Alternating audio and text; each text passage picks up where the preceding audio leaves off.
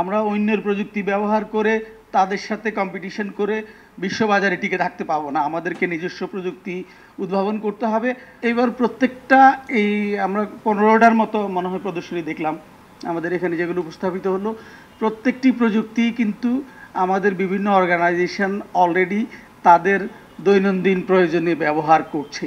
এটি একটাও এরকম নাই যে আমরা এখানে একটা ইনোভেশন প্রতিযোগিতা হবে সেখানে প্রদর্শন করব সেই জন্য কিছু একটা করা, সেরকম না।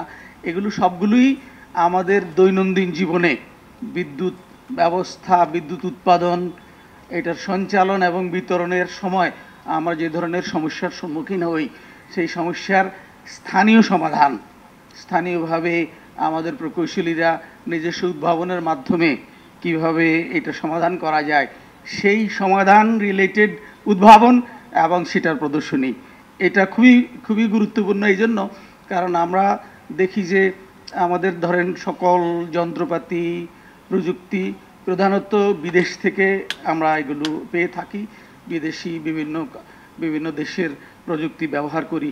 তো এরপরে আমাদের যখন কোনো অসুবিধা হয় তখন এ যাবৎ আমাদের নিয়ম ছিল যে আমরা বিদেশের দিকে আমরা তাকিয়ে থাকব, বিদেশিদেরকে দ্বারস্থ হব, তাদেরকে বলবো যে আমাদের পাওয়ার প্ল্যান্টে এই সমস্যা হচ্ছে, আমার ডিস্ট্রিবিউশন লাইনে সমস্যা হচ্ছে, এটাকে কিভাবে সমাধান করা যায়। তো ইনক্রিজিংলি আমরা দেখছি যে আমাদের বিশেষ করে তরুণ যারা, তাদের মধ্যে এই প্রবণতাটুকু আমি দেখছি যে নিজেরাই কিভাবে আমাদের মেধা, আমাদের জ্ঞান শিক্ষাকে কাজে লাগিয়ে আমরা কিভাবে সমাধান করতে পারি। তো এইটা খুবই ইম্পর্ট্যান্ট একদিক থেকে আমাদের আগামী দিনে এইটা আমাদেরকে যেন অনুপ্রেরণা যোগায় যে আমি এখানে যেগুলো দেখেছি, যেমন ধরেন যারা পুরস্কার পেল এর বাইরেও আমাদের পিজিসিবি যে পাওয়ার গ্রিড কোম্পানি, তাদের ইনোভেশনটি সেটিও ভালো ছিল। আমাদের পল্লী বিদ্যুতায়ন বোর্ড, তাদেরও আর্থিং রিলেটেড, পল্লী বিদ্যুতায়ন বোর্ড সারা দেশে এই কাজ করতে হয়, তাদের যে ইনোভেশনটি তাকেও পুরস্কৃত করা যেত। আসলে ইনফ্যাক্ট সবগুলো কাজে, যেমন ইপিআরসি বায়োকোল, সেটিও আমার কাছে খুবই আসলে বিআর পাওয়ার জেনের রেইন ওয়াটার হারভেস্টিং, এগুলো সবই কিন্তু আমাদের দরকারি আইডিয়া। 40% বেশি গ্লো, বিশ্বের 1 নম্বর গ্লো ক্রিম, নতুন গ্লো এন্ড লাভলি।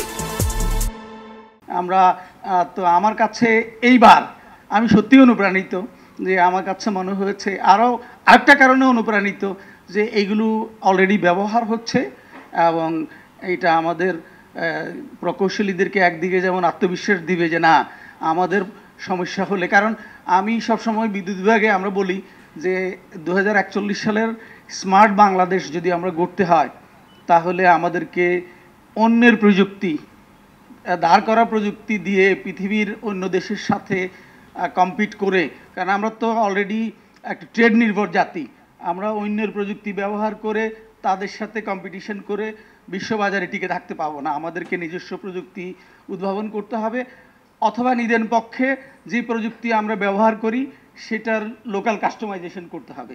তো এই আজকে যেটা আমি দেখলাম তো সেটা নিশ্চয়ই এনকারেজিং, এবং আমরা বিদ্যুৎ বিভাগে আমি সবসময় বলে থাকি স্মার্ট বাংলাদেশের পথপ্রদর্শন কিন্তু বিদ্যুৎ বিভাগকেই করতে হবে, কারণ এখানে অনেক মেধাবী লোকের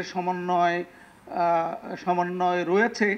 আমরা এ পর্যন্ত আমরা বলি যে বিদ্যুৎ উৎপাদনের মাধ্যমে দেশের যে অর্থনৈতিক প্রবৃদ্ধি, সেখানে আমরা যেমন অন্যদেরকে নেতৃত্ব দিচ্ছি, উদ্ভাবন এবং নিজস্ব প্রযুক্তি অথবা স্থানীয়ভাবে প্রযুক্তির কাস্টমাইজেশন, এগুলো ক্ষেত্রেও আমরা গোটা দেশকে নেতৃত্ব দেব।